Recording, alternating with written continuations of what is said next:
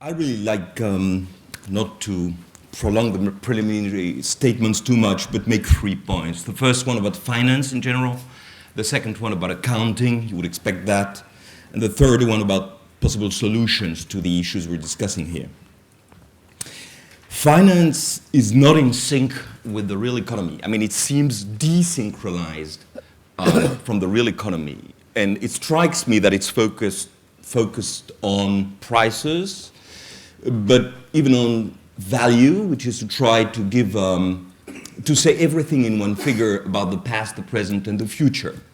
And that is totally in contradiction with what happens in the real economy, where what you have is a cycle of cash flow accumulation that only leads you to a result in due course. When the cycle is achieved, you have a cycle when you're an insurance company, you have another one when you're a baker, you have a third one when you are, when you have another job, when you're in a different industry. And there's a tension, if not a contradiction, between seeking immediate information about everything and giving due respect in order to understand the economy and have proper information about it, to what really time is about in economy. Time is forgotten in finance in a way. It's just computed and forgotten. To say that finance clashes with the real economy is no small statement. Because finance was established, and in particular, Professor Kay, in the UK, consciously as a key component and a building block of a strategic economic development some decades ago. And the sense I have when I listen to you is very much that what you're saying to us is that it's getting out of control. And my question, that'll be my third point in a moment, is how do we get control of that thing that we created and that obviously has gotten out of our control? Second point is really about accounting, because accounting serves finance. In fact, in the past decades, accounting, which had become something totally different before, has become a tool for finance. And you have to think that in the IFRS world, the International Accounting Standard Setter basically thinks that companies do not say the truth. And they have to be counterbalanced, if you will, by information coming from people who say the truth, an indisputable truth. That is what market value is about.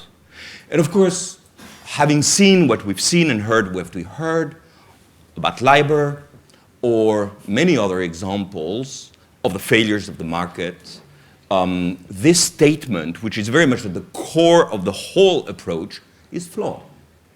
So what do we do? There are many, many examples that show and exemplify what I've said in accounting rules. I will not mention them, but I have a long list, which I checked mentally before coming this afternoon. And there are many that have to do with many things that I have found discussed in the K report, very interesting, be it about disclosures, models, stewardship, trading, all these things that we're discussing. So we have to look for solutions, and that'll be my last remark. And there are solutions, frankly. There are solutions. Some of them have to do with changing concepts, because I'm trying, wow. You see, that's going to be my conclusion in a moment. You see the powerful effect of what I'm suggesting. We really have to go as deep as thinking about the concept. We've got to fix a number of issues, because of course I know I'm going to be asked, if not fair value, what else? Well, there are responses, there are answers to that, of course.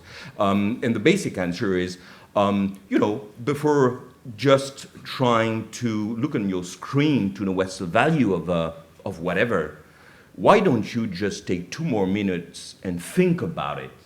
And then you will tell me much more interesting things about the value of the product.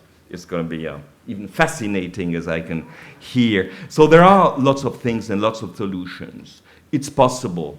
And Sharon Bowles has enumerated a great number of the initiatives, and I would say the value added that she and the Econ Commission in Parliament have brought to many regulations and texts, regulatory texts that have been voted. So that is possible. But the question is, when is it marginal?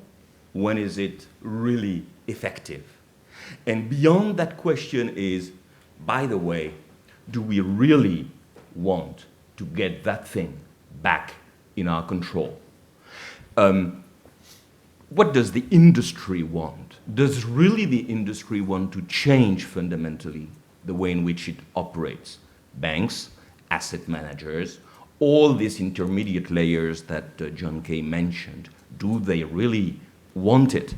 That's the question that I really want to ask. In the G20 communique in April 2009 in London, I remember I was there, you had a very good sentence about the need to take into account the time horizon of the investor. It was there. It's been decided by the 20 heads of states. What else do you want? Have we done that? Can we do that? Do we want to do that? Is there enough of a critical mass of energy, political will, technical ability to do that? I guess that's going to be for the debate.